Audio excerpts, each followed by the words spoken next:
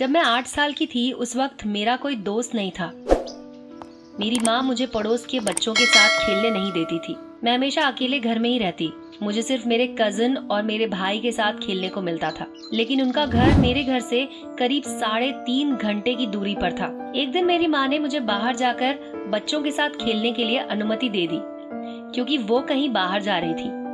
मैंने अपनी गुड़िया और अपने खिलौने उठाए और मैं भी बाहर निकल गई बच्चों के साथ खेलने के लिए। मैं बहुत खुश थी कि आज मुझे बाहर के बच्चों के साथ खेलने का मौका मिलेगा, लेकिन उन बच्चों में से कोई भी मेरे साथ खेलना नहीं चाहता था। मैं निराश होकर एक तरफ बैठ गई, लेकिन तभी मेरे पास एक लड़का आया। वो बहुत सुंदर था और कुछ ही समय में हम दोनों दोस्त बन गए और हम एक दूसरे के साथ खेलने लगे। मुझे उसके साथ खेलते हुए बहुत अच्छा लगा और उसने मुझे अपने साथ खेलने के लिए उसके घर आने के लिए भी कहा। लेकिन मैं सोच में पड़ गई, क्योंकि उसका घर बहुत पुराना था और ऐसा लग रहा था कि सालों से उसके घर में किसी ने सफाई ना की हो। बाहर से भी उसके घर पर गंदगी दिखाई दे रही थी। तब हमने उसके बगीचे में जाकर खेलने का निर्णय लिया। जब मैं वहां पहुंची मुझे उल्टी आ गई। कुछ समय तक तो मुझे कुछ पता ही नहीं चला, मगर मुझे इतना जरूर पता था कि मुझे बहुत गंदा महसूस हो रहा था। उसने मुझे पानी या कुछ भी खाने पीने के लिए पूछा। वो बस मुझे वहां देखते हुए मुस्कुरा रहा था और बोला, अगली बार तुम जब आओगी तो यहाँ पर सो जाओगी। 2 हफ्ते बाद मैं उसकी खोज में जा रही थी। तब मेरे पास एक कागज का टुकड़ा उड़ते हुए आया। मैंने उस कागज को खोलकर पढ़ा तो मैं हैरान हो गई और मुझे बहुत डर लगा। वो कागज का टुकड़ा एक न्यूज़पेपर का था और उस पर उस लड़के की तस्वीर के साथ लिखा हुआ था कि वो लड़का 9 सालों से लापता है। मैं जल्दी से अपने कमरे में वापस आ गई और तभी मुझे खिड़की के बाहर एक परछाई दिखाई दी। ध्यान से देखा तो मुझे दिखा कि ये तो वही लड़का है। वो मुझे देखकर अब भी मुस्कुरा रहा था। आज मैं 19 साल की हूँ और आज भी मुझे अपने बचपन की वो घटना बहुत अच्छे से याद है।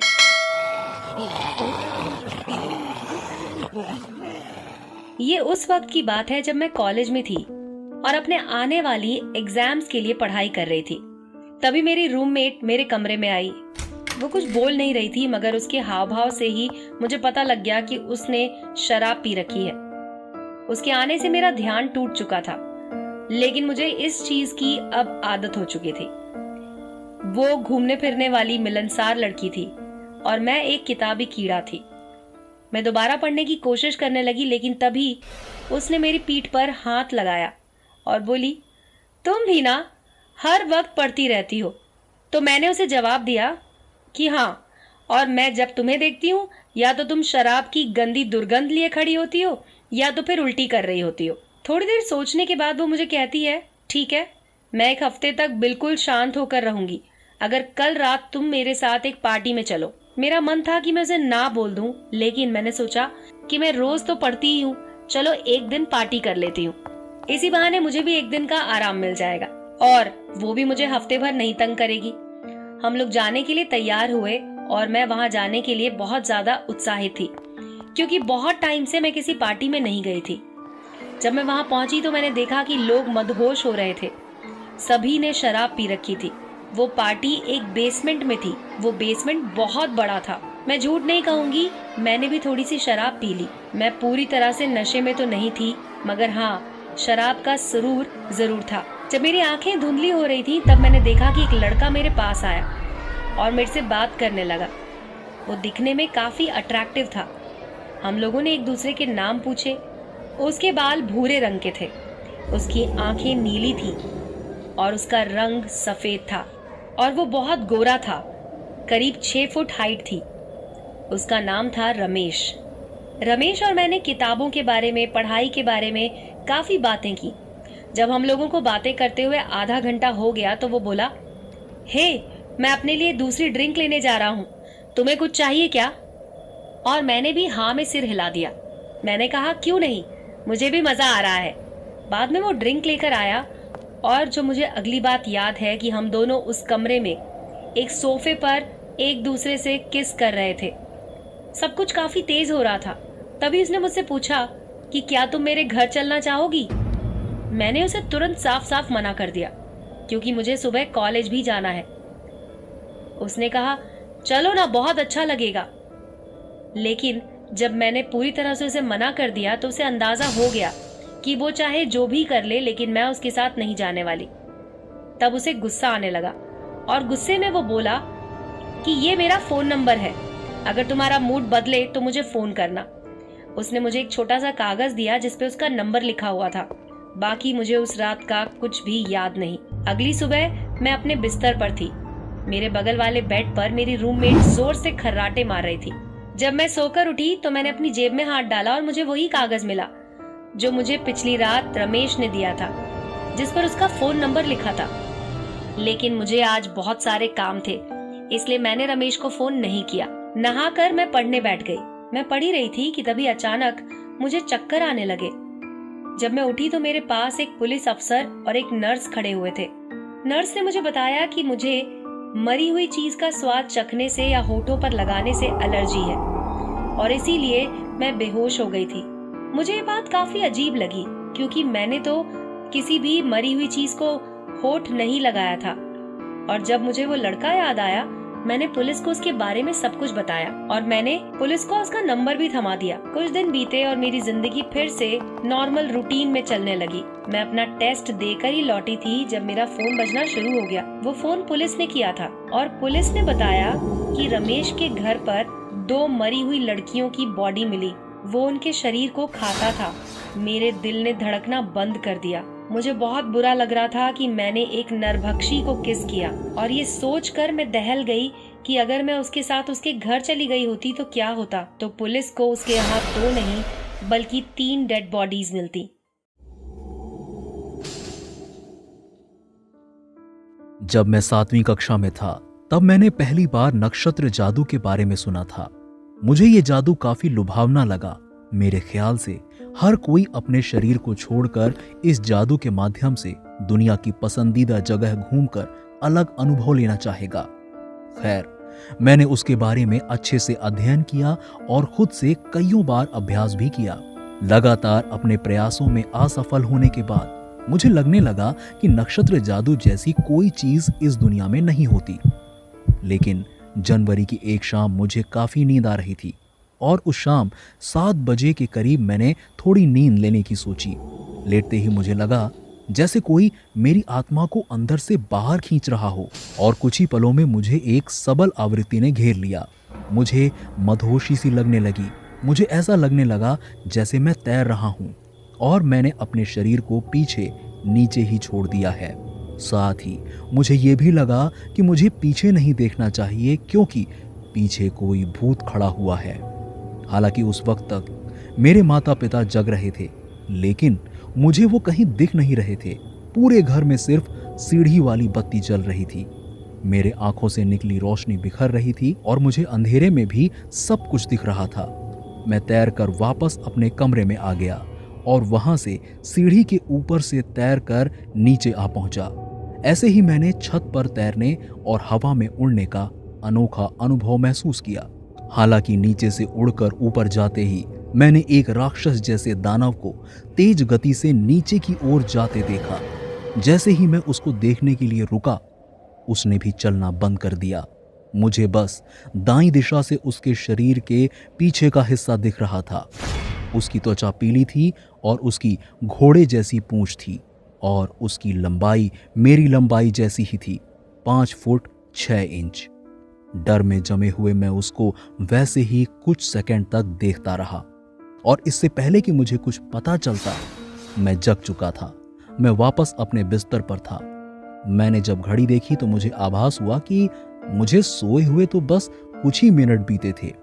मुझे नहीं पता ये एक अच्छा अनुभव था या बुरा, मगर ये अनुभव रोचक जरूर था। जब ये बात हुई उस वक्त मैं 10 साल का था। मुझे अपना बेडरूम बहुत पसंद है क्योंकि उसमें टीवी, बिस्तर, अलमारी और कंप्यूटर सभी चीजें मौजूद थी। जब मैं सो रहा था तो मुझे अलमारी के अंदर से कुछ आवाज आई जिसकी वजह से मैं जाग गया। मैंने उस बात पर ज्यादा ध्यान नहीं दिया और दोबारा सोने की कोशिश करने लगा क्योंकि मुझे सुबह स्कूल जाना था। 3 घंटे बाद जब मैं सोकर उठा तो नाश्ता करने के बाद मैं अपना स्कूल बैग तैयार करने वापस अपने बेडरूम में गया। जब मैं अपने बैग में किताबें रख रहा था तभी मेरी नजर अपने कमरे की खिड़की के बाहर पड़ी। बाहर मुझे एक लंबा आदमी दिखा जिसने एक जैकेट पहन रखी थी और उसका चेहरा ढका हुआ था। मेरे दिल की धड़कन तेज हो गई और मेरे मुंह से निकला, कौन है? अचानक वो आदमी वहां से गायब हो गया। बहुत अंधेरा होने के कारण मुझे उसकी शक्ल भी नहीं दिखी। स्कूल से आने के बाद मैं अपने फ़ोन पर एक दोस्त से प्रोजेक्ट के बारे में बात कर रहा था। अचानक मैंने किसी को खिड़की पर हाथ ठोकते हुए सुना। वो वही लंबा आदमी था और इस बार मुझे उसकी शक्ल भी दिखी। शक्ल से वो लगभग 40 साल का लग रहा था। उसके चेहरे पर झुर्रियां थीं और उसके बाल काले थे। वो मुस्कुराते हुए मुझसे बोला, सना, तुम्हें टॉफी चाहिए? बाहर आ जाओ, मैं तुम्हें टॉफी दूंगा। वो दौड़कर मेरे घर के सामने वाले दरवाजे पर आ गया था, जो कि एक बहुत बड़ी गलती थी क्योंकि उसी वक्त मेरे पापा ऑफिस जाने के लिए बाहर निकल रहे थे और दरवाजा खोलते ही पापा ने उस लंबे आदमी को डांट कर कहा, जल्दी से मेरे घर से बाहर निकलो वरना मैं अभी तुम्हें पुलिस के हवाले कर दूंगा। मैं दौड़कर अपने पापा के पास आया और उन्हें बताया कि ये आदमी मुझे मेरे कमरे की खिड़की से भी देखा करता है। पापा पुलिस को फोन करने ही जा रहे थे, लेकिन मेरे चेहरे पर शिकन देखकर वो रुक गए और उन्होंने मुझसे कहा कि वो जल्द ही घर में हर तरफ कैमरा लगवा देंगे। जब वो मेरे खिड़की के बाहर था, उस वक्त मैं बस एक वजह से नहीं चिल्लाया। मुझे लगा था कि वो मेरा कोई दोस्त रहा होगा जो मेरे साथ पढ़ने के लिए आया होगा। पर अब जब मैं उस रात के बारे में सोचता हूं तो मुझे अचंभा होता है कि सुबह 5 बजे कौन दोस्त पढ़ने आता है, और मेरा कोई भी दोस्त इतना लंबा भी नहीं था। उसी रात मैंने किसी को अपनी अलमारी में मुस्कुराते हुए सुना और मैं बहुत ज़्यादा डर गया था। मुझे अलमारी के अंदर से उसके द्वारा किसी छुरी से अलमारी को रगड़ने की आवाज़ आ रही थी। कुछ समय बाद मेरे अंदर की हिम्मत बढ़ी और चिल्लाते हुए अपने माता पिता के कमरे की तरफ भागा। उनके कमरे में पहुंचते ही मैंने दरवाज़ा बंद करके उन्हें पूरी बात बताई। मेरी माँ ने तुरंत पुलिस को फ़ोन किया। तब तक वो आदमी दरवाजे के बाहर खड़ा था और बोलने लगा, बाहर आओ, मैं तुम्हारे माता पिता को तुम्हें मारते हुए नहीं दिखाना चाहता। मुझे ये भी पता था कि उसके पास एक छुरी है, जिससे मेरा डर और भी बढ़ गया। कुछ मिनट बाद हम लोगों ने पुलिस का सायरन सुना और तभी सामने वाला दरवाज़ा खुलते ही हमने ये शब्द सुना, पुलिस, अपनी छुरी नीचे फेंको और अपने हाथ ऊपर करो। मैं और मेरे माता पिता उसे पकड़ लिए जाने से काफ़ी निश्चिंत महसूस कर रहे थे। मैं बहुत भाग्यशाली महसूस कर रहा था कि मेरी अलमारी मेरे बिस्तर से काफ़ी दूर थी। बाद में हमें यह पता चला कि वो एक पागल आदमी था और वो पागल खाने के सिक्योरिटी गार्ड को मार कर वहाँ से भागा हुआ था। अब मेरे माता पिता ने पूरे घर के हर कमरे में और घर के बाहर भी सिक्योरिटी कैमरा लगवा दिए। किसे पता है कि क्या हो जाता अगर मैं उस रात उस अलमारी से हंसने वाली आवाज ना सुनता। क्या वो मुझे छुरी से मार देता, या क्या होता अगर वो मेरे बिस्तर के नीचे मेरे साथ ही लेटने लगता। आज भी मुझे समझ नहीं आता कि वो मेरे घर के अंदर आया कैसे था। क्या मेरे माता या पिता कोई दरवाजा बंद करना भूल गए थे, या क्या वो मेरे बेडरूम की खिड़की से अंदर आया था।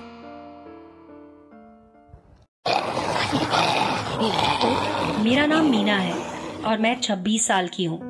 मैं शहर में एक ऑफिस में काम करती हूँ और शहर की अस्त व्यस्त जिंदगी से दूर जाने के लिए हर सैटरडे और संडे को अपने गांव घूमने जाती हूँ। किस्मत से शहर के पास ही गांव में एक घर ले रखा है मैंने। वो घर एक जंगल के पास है और मुझे वहां जाकर समय व्यतीत करना बहुत अच्छा लगता था। लेकिन एक समय के बाद मैंने वहां जाना बंद कर दिया। क्यों? मैं आपको बताती हूँ। एक बार की बात है, पूरे हफ्ते काम करने के बाद शनिवार को मैं उसी गांव में जा पहुंची जहां पर मेरा घर था। मैंने अपना सामान पैक किया और कार की डिग्गी में रखा और अपने गांव के लिए निकल पड़ी। जब मैं अपने गांव वाले घर पहुंची तो मैं बहुत थक चुकी थी और रात भी बहुत हो चुकी थी। मुझे बिस्तर पर लेटते ही नींद आ गई और रात में अचानक मेरी कार का अलार्म बजने लगा, जिसके कारण मेरी नींद खुल गई। मैंने खिड़की से बाहर देखा तो कोई बाहर नहीं था। मैंने अंदर से ही कार का अलार्म बंद किया और वापस सोने चली गई। कुछ समय बाद कार का अलार्म फिर से बजने लगा। इस बार मुझे बिस्तर छोड़ने का बिल्कुल मन नहीं था और मैंने बेड पर से ही अलार्म बंद कर दिया। सब कुछ फिर से एकदम शांत हो गया। हालांकि 5 मिनट के बाद फिर से तीसरी बार अलार्म बजने लगा।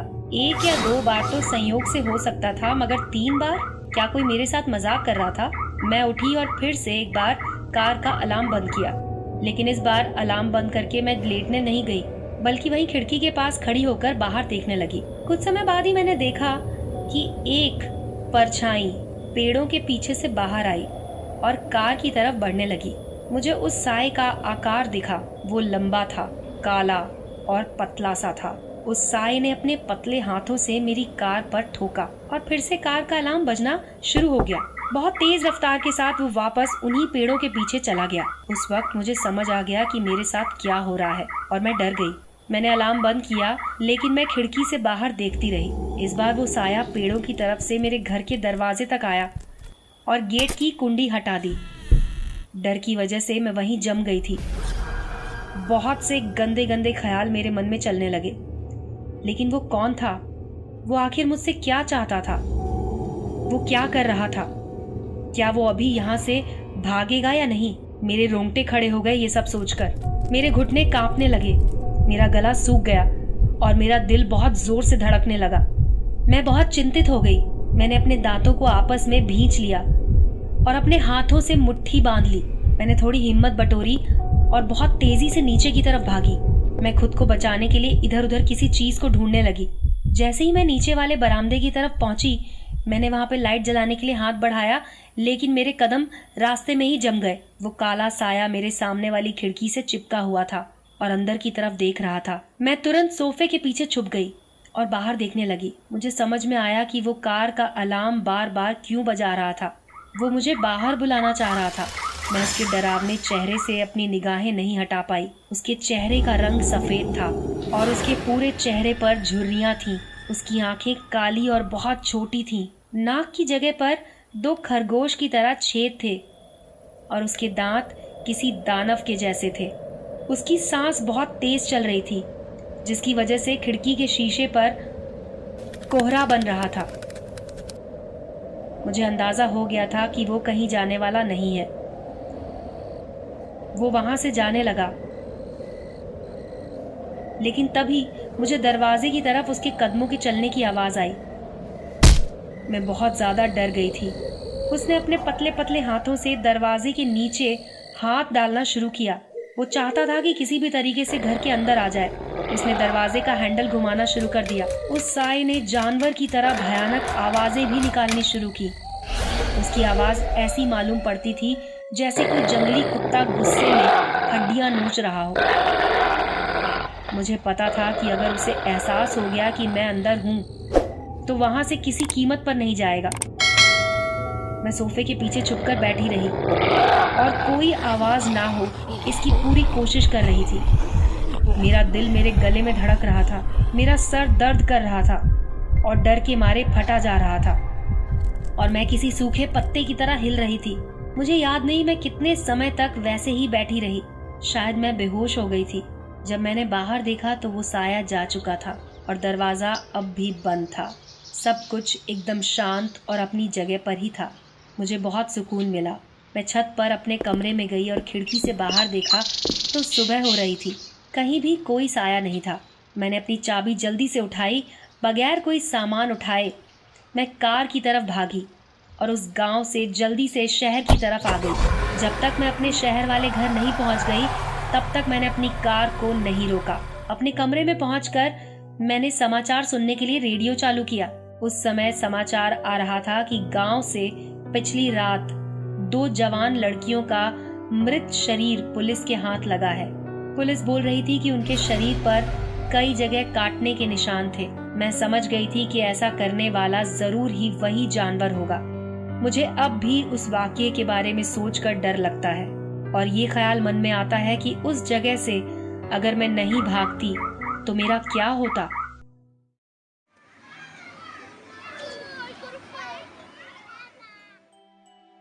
बात उस वक्त की है जब मैं 18 साल का था और 12वीं में पढ़ रहा था। मेरे पापा की नौकरी उस दिन रात में थी, इसलिए हम सब ने उनके कमरे में सोने की सोची। मेरा छोटा भाई 15 साल का था और मेरी बहन 11 की। हम लोग अपने पापा के छोटे से सुंदर कमरे में सो रहे थे। उस कमरे में बिस्तर के बगल से ही जाकर एक छोटा सा बाथरूम भी था। मेरा छोटा भाई और मैं बिस्तर पर लेटे हुए थे, जबकि मेरी बहन माँ के साथ नीचे जमीन पर लेटी थी। सोने से पहले मैंने और मेरे भाई ने एक दूसरे से थोड़ी बातें की और लगभग 11 बजे दोनों सो गए। करीब 2 बजे और मैंने देखा कि बाथरूम का दरवाजा खुला हुआ था। मैंने जब गौर से देखा तो पाया कि बाथरूम के अंदर कोई खड़ा नजर आ रहा था। वो मेरे छोटे भाई के जैसा दिख रहा था। सावधान मुद्रा में खड़े वो मुझे ही देखे जा रहा था। उस पल में मैं डर के मारे बिस्तर में ही जम गया था। मैं अपने बिस्तर से हिल तक नहीं पा रहा था और मुझे डर था कि उसकी आंखें किसी भी वक्त लाल या हरी हो जाएंगी। मैंने सोचा कि मैं दूसरी ओर करवट होकर सो जाता हूँ, लेकिन दूसरी ओर सर रखते ही मैंने देखा कि मेरा छोटा भाई तो अभी भी मेरे बगल में ही सोया हुआ था। बहुत सारे ख्याल मेरे जहन में एक साथ चलने लगे। ये आदमी कौन है? यहाँ क्यों है? ये हूबहू मेरे भाई जैसा कैसे दिख सकता है? मैंने अपनी आंखों को जोर से बंद किया और सोने की कोशिश की। कुछ मिनट बाद जब मेरी आंख खुली तो मैंने देखा कि अब वो आदमी मेरे बिस्तर के तुरंत पास में खड़े होकर मुझे देख रहा था। मेरी आंखें हैरान थीं और मेरे सारे अंग ने काम करना बंद कर दिया था। मुझे लगा कि मैं हार्ट अटैक की वजह से मरने जा रहा हूँ। मुझे लगा जैसे कि वो अपनी आंखों का रंग बदलने जा रहा हो, इसलिए मैंने दोबारा अपनी आंखें बंद कर ली।